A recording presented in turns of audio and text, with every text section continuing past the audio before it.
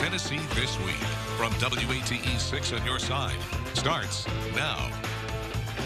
Welcome to Tennessee This Week. We have several issues to get into. Some are more local about Knox County. Some are statewide.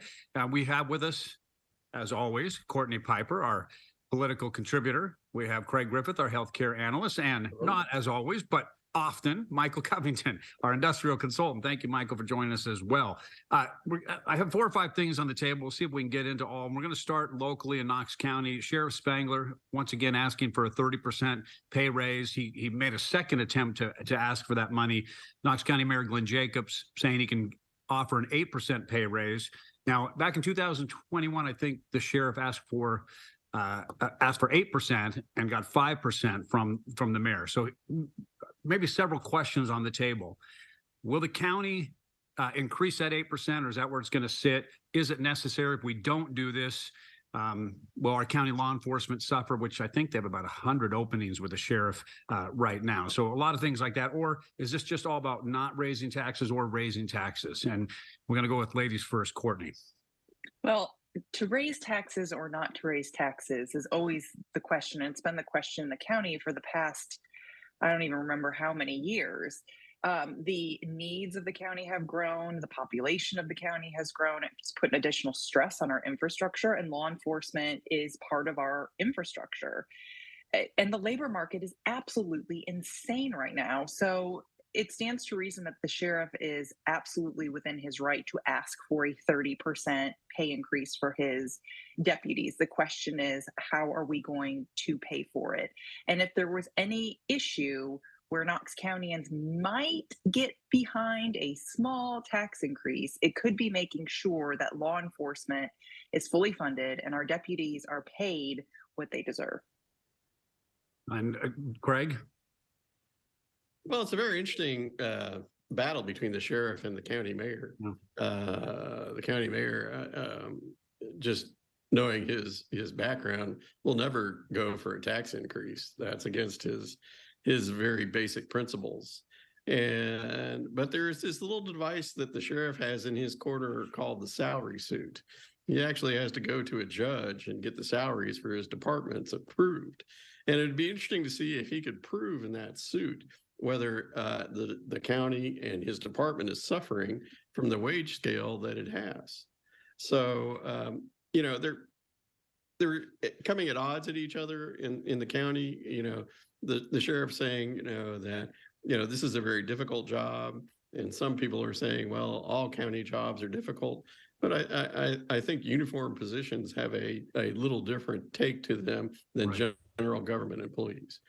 So the starting salary for a deputy now, I believe, is around $44,000. Yes. And I think that we will talk later about raises from the governor for teachers, and his goal is to bring it to $50,000 by 2026. Right. And I think that you're having competitions for people, and I don't know that teachers are going to be sheriff deputies or sheriff deputies won't be teachers, right. But it's an example of how you fund public service employees and what you need to get the kind of people that you want, keeping our community safe.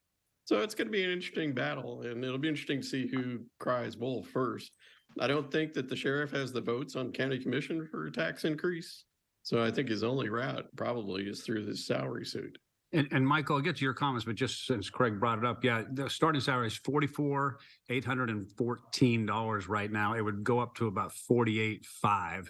So with that 8% increase. So that's just for the people that are starting. And he wants raises for everyone up to the rank of captain. And then after that, they're not. So Michael. Well, I think Mayor Jacobs should stick to his guns, so to speak, and force a vote on the county commission.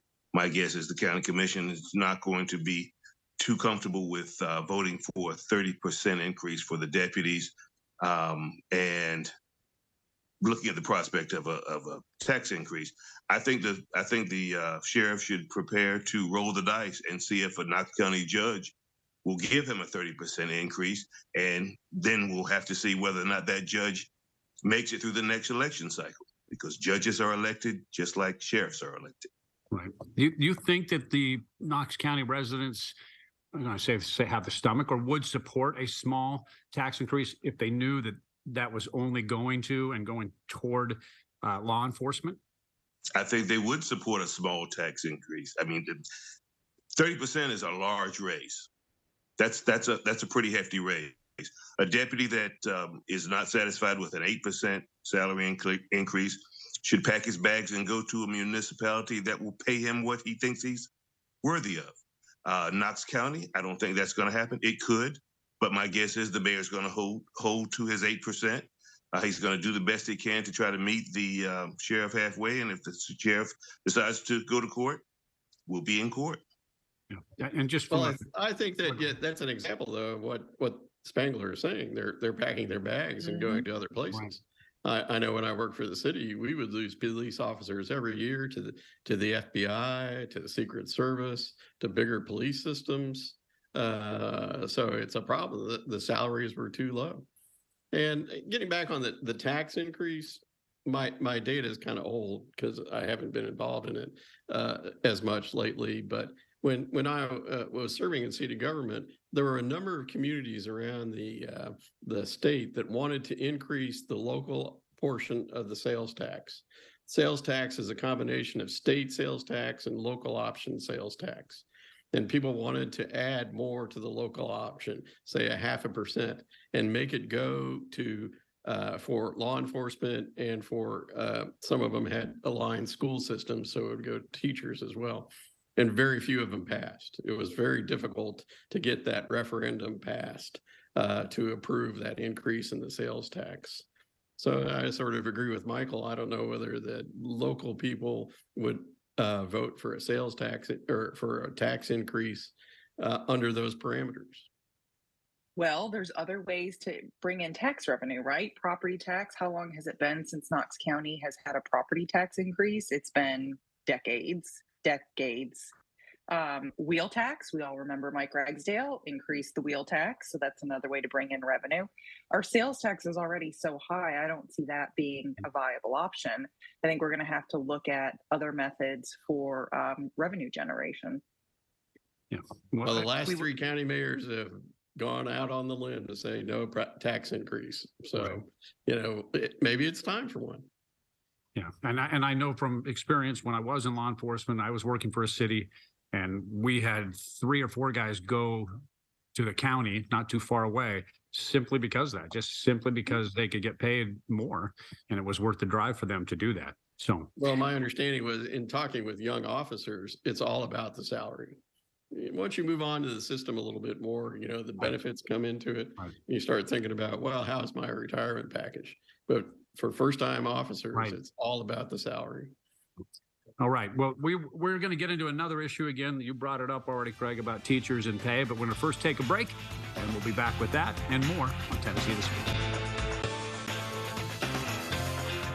Welcome back to Tennessee This Week. As we mentioned, we're going to talk about Governor Lee's signing of the Teacher Paycheck Protection Act. He signed that into law. It's the largest pay raise in state history.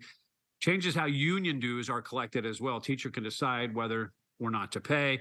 It will be $50,000 starting pay, but it's still 3 years away, 2026, as Craig had mentioned. So how important is this to our public education, to keeping good teachers, and is $50K really enough? And we'll go in reverse order. We'll start with you, Michael, since you went last time. All right.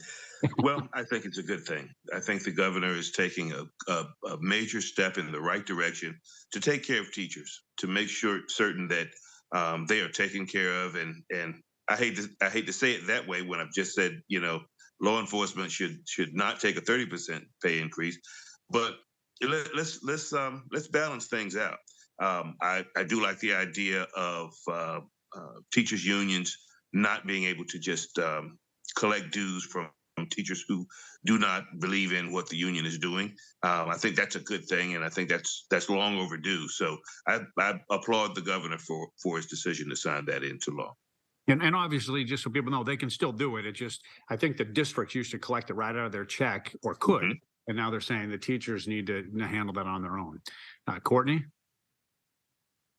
Oh, this bill. This bill was an assault on organized labor, and it pitted teacher salaries against organized labor. The governor appeared to be sending the message, hey, teachers, we will increase your salaries, but organized labor is going to take a hit. The issue that Michael was referring to is right now, if you are not, we are a right to work state, first of all. So a teacher can decide if they want to or not, if they want to join a union or not want to join a union. That was the law before this bill was passed. This bill said, even if I, Courtney Piper, am a teacher in Knox County schools, for an example, and I choose to be in the union, and then I say, you know what, it's easier for me if you just take my dues out of my paycheck, I can no longer make that decision. That decision is now not up to me. I've got to figure out another way to pay my dues. So it's just another way to kind of chip away at organized labor and, you know, just it's a way to chip away at organized labor, and teachers got a salary increase for it, which is great, but it's really unfortunate that this bill had to put these two things together in it. You could have just had the salary increase. Greg? Well, a couple of the things. First, it's not a traditional union that teachers have. It is illegal for public service employees in Tennessee to unionize and go on strike. These are teacher associations that they're trying to reduce the influence of them in the public school sector. So you can't really say that they're stopping unionization because it's not really a union. Organizing labor. Anytime you organize labor, you can call it a union or a traditional union or not, but it's organized labor. Well, right, but they can't strike. I mean, but they're organized. They can organize, but they can't strike. But I also find it a little interesting that the much ballyhooed $1 billion Ford plant in West Tennessee, they carved out an exception for that, so that could be unionized by the United Auto Workers. So that seems like okay for the auto workers, but not okay for the teachers. Doesn't really make much sense. And I'm not so sure what these legislators are so afraid of in having a teachers association.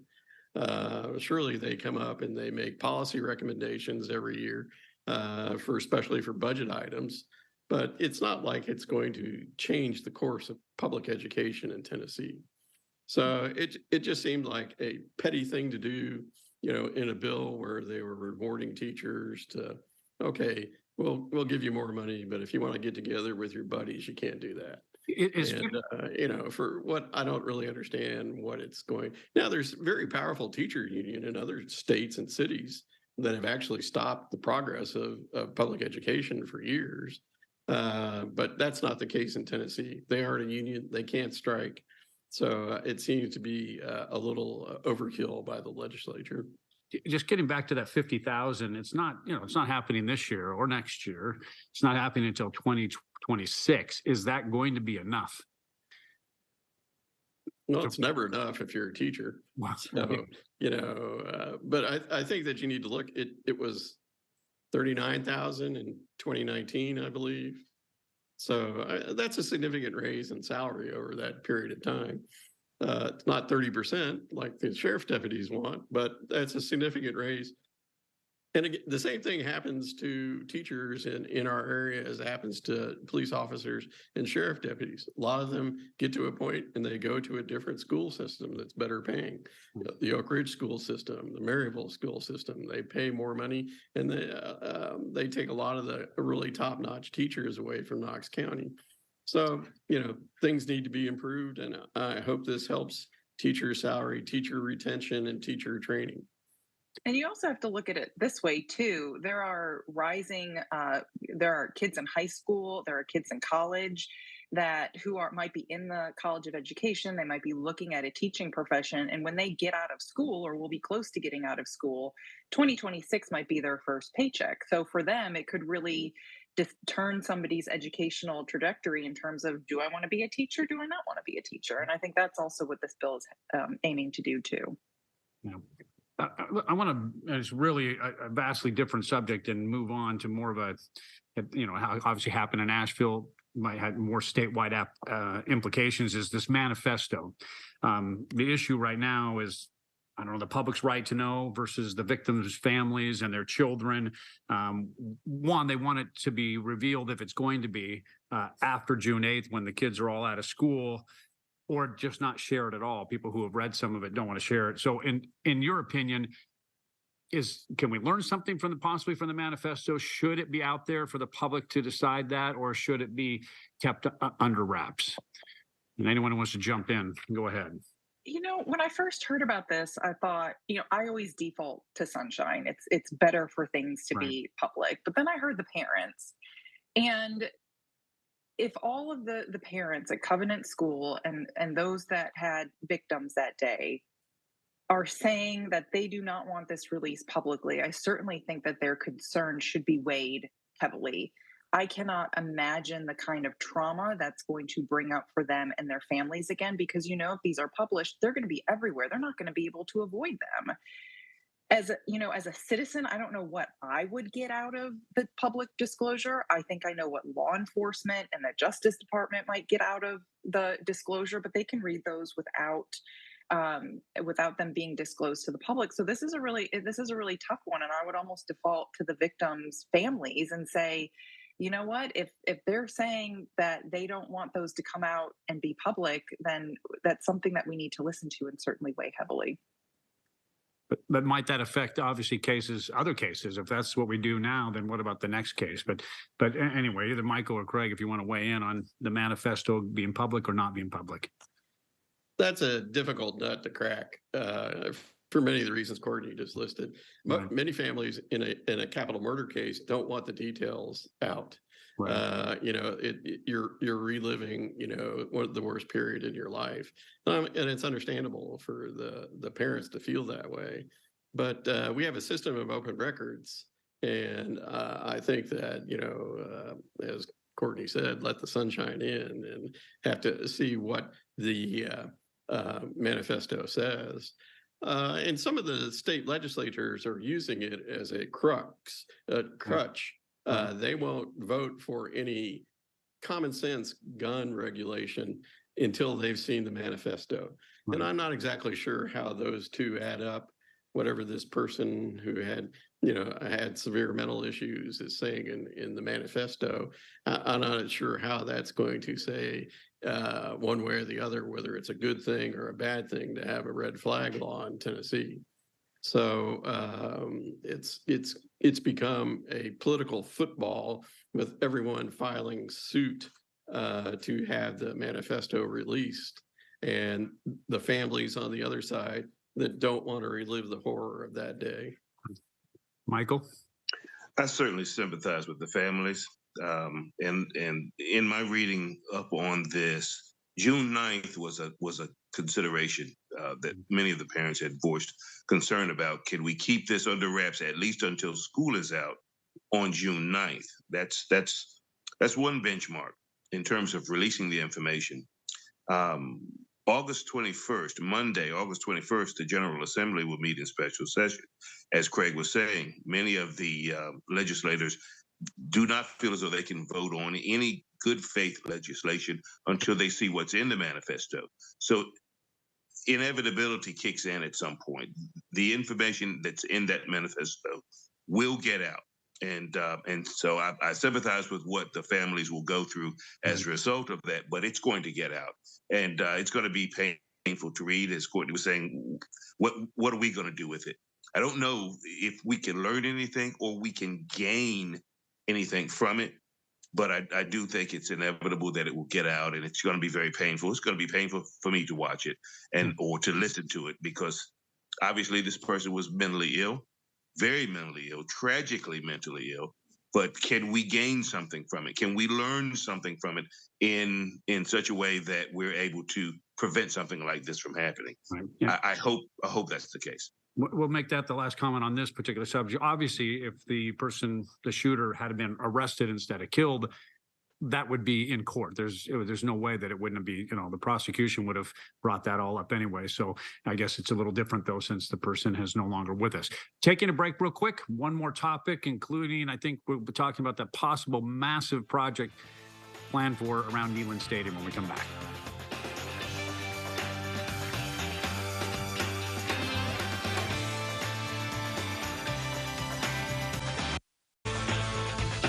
And welcome back to Tennessee This Week.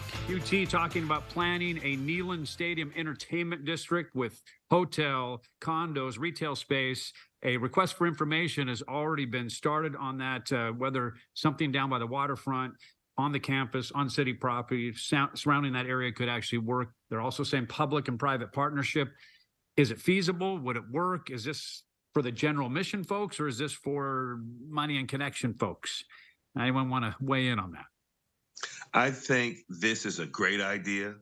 I wonder where the entertainment dollars are going to come from to sustain this expansion of the Neyland Stadium area, the entertainment district, and the baseball stadium, which has yet to be built. So we're talking about activities and usage around the calendar. Where will all the entertainment dollars come from? Good question, I guess. Yeah. Well, and my understanding, so if we go back to Governor Lee's toll road bill, which they're not calling toll roads, I forgot what they're being called. Choice lanes. Yes, those. Those are actually built by a private sector company. There's a private sector company that will finance that. And so it's possible that the University of Tennessee could look into these very new and innovative public-private financing options, which will use very limited public funds to put in these big infrastructure projects. And, what I learned from my time on the Visit Knoxville board is that the city of Knoxville and Knox County certainly has the capacity for more entertainment.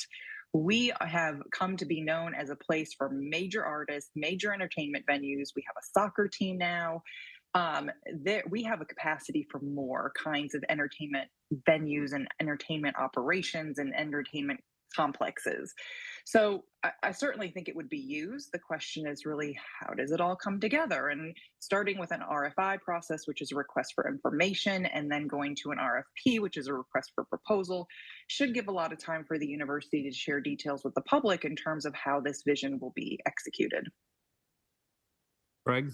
Yes, there are new and innovative financing things. It all comes down, though, to how you're going to guarantee the person who buys that bond, how are you going to guarantee that they're going to get paid back? And is that with the full faith and credit of the state behind it? Because it's usually, yes, a public-private partnership. So it's an interesting concept. We have said in the past that we want more entertainment along the waterfront. We've said that for many years, and this would be a possibility to do that. But I think you're going to run into a lot of what are the existing hotel operators going to say about yet another hotel down along the river? And is there enough juice in UT football to sustain this over, certainly over 8 days in the fall? Yes, but this is going to be a 365-day project that it's going to have to see, return on investment on, like a Wednesday in April, where there's not really much football going on. So, it'll be interesting to see how they develop it. I don't, right now it's an interesting concept. Will they be able to put any meat on those bones to where we can see, what the parameters of this are and how it might fit into the baseball stadium, as Michael says? Is it going to be something that can be aligned with that? So we'll have to see. I'm out. I'm on a limb on this. I'm not convinced it's a great use of that space, it's a better use of the space. Anything's better than a structured parking garage, but you need to find out the financial details and where the money is going. And now I guess we figured out why UT wanted that pedestrian walkway over the river. I was going to say, now it's starting to come into a little better focus. So we'll see. Yeah, well, we'll see exactly. Maybe they could use, I don't know, some people would say, why don't you put that money into education? But this is the type of thing, I guess, that they would assume they are going to generate some revenue with as well. Well, they'll use the same, like the athletic department always says, no public money goes into the athletic department. So, we can't take those renovations to the football stadium and say, oh, we need that for better teacher pay. All right. Well, the clock is ticking. I want to thank our panel for being with us, for weighing in and sharing their opinions about several topics this time. And we want to thank you for watching, and we'll see you next week on Tennessee This Week.